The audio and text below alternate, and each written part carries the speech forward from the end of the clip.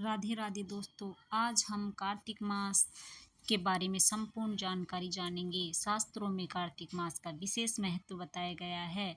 यह मास विष्णु भगवान को अति प्रिय है। इस मास में ये भगवान के निमित्त जो भी कार्य किए जाते हैं उनका नाश नहीं होता। इस मास में समस्त देवता मनुष्य के समीप हो जाते हैं और भगवान विष्णु जल में निवास करते हैं।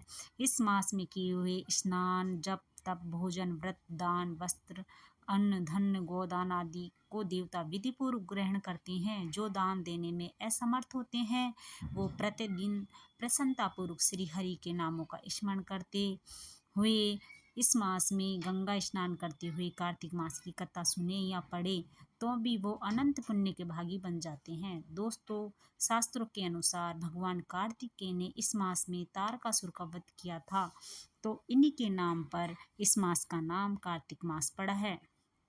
इस मास में कार्तिक के कभी विशेष पूजा की जाती है। इस मास में राई दामोदर की भी पूजा की जाती है। यह मास शरद पूर्णिमा से शुरू होकर कार्तिक पूर्णिमा पर समाप्त होता है।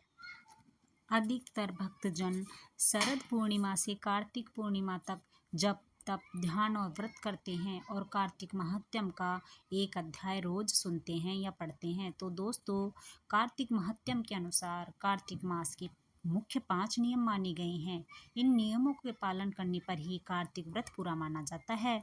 ये कार्तिक मास के 5 अंग माने जाते हैं।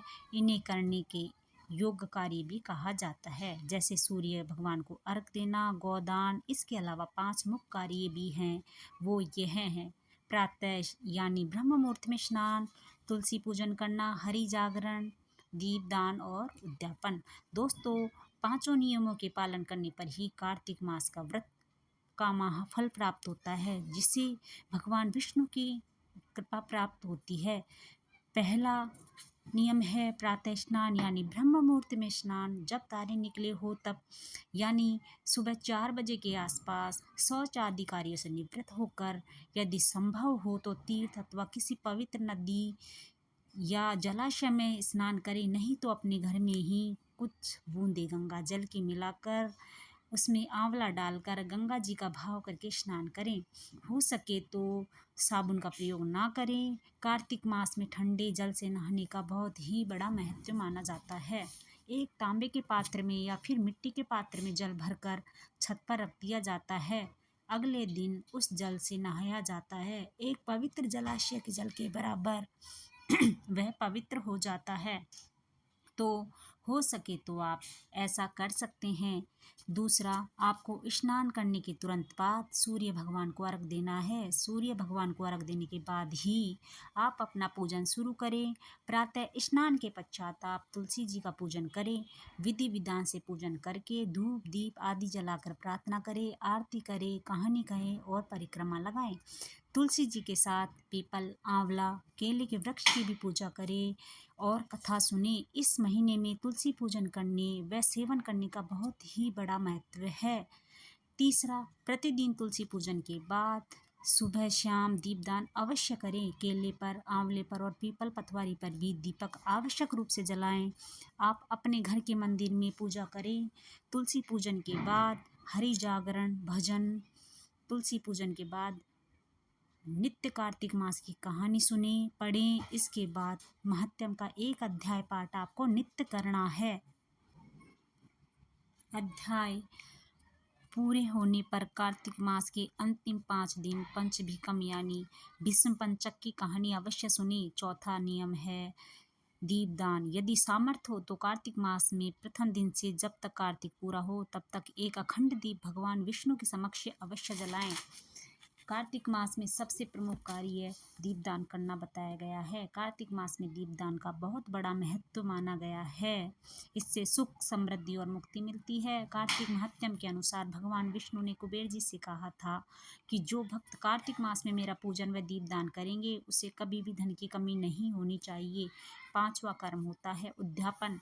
इसका समापन विशेष रूप से तुलसी विवाह के साथ होता है। व्रत के अंत में धर्मराज जी व उनकी बहन यमुना जी का पूजन अवश्य रूप से करना चाहिए। बांस की टोकरी में वस्त्र बिछाकर चावल, मिष्ठान एक धर्मराज जी की छड़ी व वस्त्र दक्षिणा रखकर एक योग्य ब्राह्मण को दे देना चाहिए। यदि धर्मराज जी का मंदिर है तो आप मंदिर में चढ़ा सकते हैं। यमुना जी के सुहाग की सामग्री साड़ी ब्लाउज आदि अर्पित करना चाहिए। यदि धर्मराज जी का मंदिर पास ना हो तो किसी भी मंदिर में आप मूंग चावल दूध दही खीर पतासे मिष्ठान आदि ये सब कर दे सकते हैं। ये सब करने से व्रत सफलतापूर्वक पूर्ण माना जाता है। यदि आप इतना भी न कर सके तो ये सारी वस्तुएं आप दूध दही मूंग चावल किसी ब्राह्मण या किसी ज़रूरतमंद व्यक्ति को दान दें तो भी आपका व्रत संपूर्ण माना जाएगा। दोस्तों, आपको व्रत के अंत में एक ब्राह्मण ब्राह्मणी के जोड़े को भी आवश्यक रूप से भोजन कराना है। उन्हें दक्षिणा वस्त्र आदि देकर उनका आशीर्वाद ले, तभी आपका कार्तिक मास संपूर्ण माना जाएगा। इस प्रकार 5 करने योग्य कार्य कार्तिक मास में विशेष रूप से पालन करना चाहिए। इस प्रकार करने से कार्तिक मास का महत्व और फल आपको पूरा मिलेगा। तो दोस्तों, अगर आपको वीडियो यूजफुल लगा हो तो लाइक करें, चैनल को सब्सक्राइब करें, कमेंट में जय श्री कृष्णा राधे राधे ज़रूर लिखिए।